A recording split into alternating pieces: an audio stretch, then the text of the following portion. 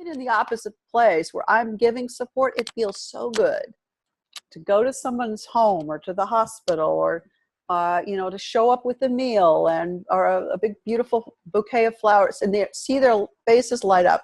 It's a gift to them to allow them to give to you. So that was one of the huge lessons I learned. It's just like allowing people, even some people I was sort of like, I'm going to let them come over. Okay. I was really clear about my boundaries. Please don't stay too long. Like, it might feel like we're having fun, and you just like, keep it till about a half an hour. I tell them before they showed up, because, I'll be tempted to be more social, and then it'll exhaust me. And I just have a limited amount of energy right now for socializing. And some people just said, look, I'm just dropping this off, Jackie. You need me, I'm here. You can call me later. I just want to drop this off. And I'd say, no, stay for a few minutes. We'll talk. So, people really were able to be there in a real selfless way. And I think that exchange of letting people help you is really a part of the healing process that you need to allow yourself to be vulnerable. It requires a vulnerability. Like, I need help. No, that really was important. So there's a lot of things you touched upon, and one of them is in the giving is receiving. Now, just like Francis of Assisi said way back when in the 13th century, he's like, if you are giving, you are receiving, and you allowed actually people to give back to you because you needed it, first of all, and second of all, you were allowing them to express their love for you, and that in itself is so healing. And then the other piece you touched upon is really setting your boundaries around, hey, I only have that much time for socializing. I think that's really a key point for recovering from surgery, is because the body does need a lot of rest. The mind does need a lot of rest. We just need to allow ourselves to do that, don't we? It was almost, this is going to sound really weird. I am like a very type A, Vata, Pitta, plowing through my life. I overschedule. The respite that I had to take, this is going to sound crazy, I enjoyed the space, the quiet, the silence, the real time of connection. Like people would come to my house and I was there for them too. Like there was a beautiful exchange of, like people would tell me what's going on with them and what they needed. And so there was just love. There was a lot of love. There was space. There was just real connection to myself and to my own inner guide, you could call it, inner teacher. I had a lot of space for that. And I so treasure that time, because now that I'm back to work and back into that crazy New York schedule that we go into, I treasure it when I take some space away from work. I really unplug. I used to just take work with me everywhere. I'd be at the beach and I'd be on the computer. So it never takes, but taking space now is so healing. So I think there was a lot of lessons, I got from the exchange of letting people support you, being vulnerable, being able to ask for support. There's all that. And also just trusting the body's ability to heal, because, there was nothing more miraculous than what my body went through with this. I just was like mind-blowing that my body could heal as well as it has. I still have problems. I still have hardware in my leg. I have things to do. I have another procedure they want to do. They want to take the hardware out, but there's poses I can't do anymore in yoga. I don't have the body I had before, but in a way I have a lot of gifts that came from this experience. So I'm super curious about, you sort of touched on it, but I want to hone down on it. When people supported you, what did you actually need from them the most? Oh, that's a really great question. The nourishment they brought with really good food, and what I did is ask for specifically the kinds of foods that I wanted. And I also asked them to show up at a certain time with the foods. And if they couldn't, then they'd have to deliver it before I needed it, because I was on a super, the dinacharya, the daily routines, the daily routine into certain, I was so on it. I wouldn't vary for a minute. I would eat at noon. I would eat at 8 a.m. and I would eat at 6 p.m. And it was that regularity that really registered. So I was be able to ask for that specificity about what I needed, which was really important. What was another thing that was important is that, again, limiting the time that I was with them, and also limiting who I wanted to spend the most time with.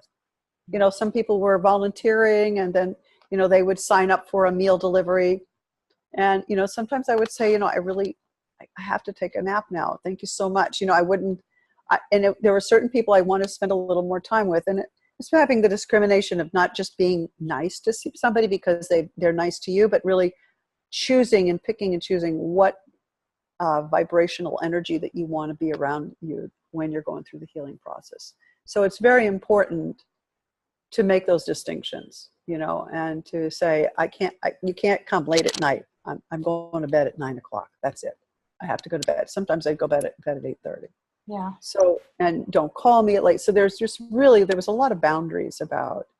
So I think the most important thing was to set boundaries with people who were offering me a support, that it wasn't just like, well, I'm now completely available because I need you. You can come, you can stay forever. You can sit down and have a meal with me. No, I need this, and, we'll be in touch, but they were there to support me. I was really very clear about that. Voicing your needs and really setting boundaries. Now, we're touching on a thing that's really hard for most women to do. And really just saying what you need, and even just knowing what you need is a huge practice. Like, what advice would you give to younger women or to any woman who has trouble voicing her needs and setting boundaries? Like, how do you even do that?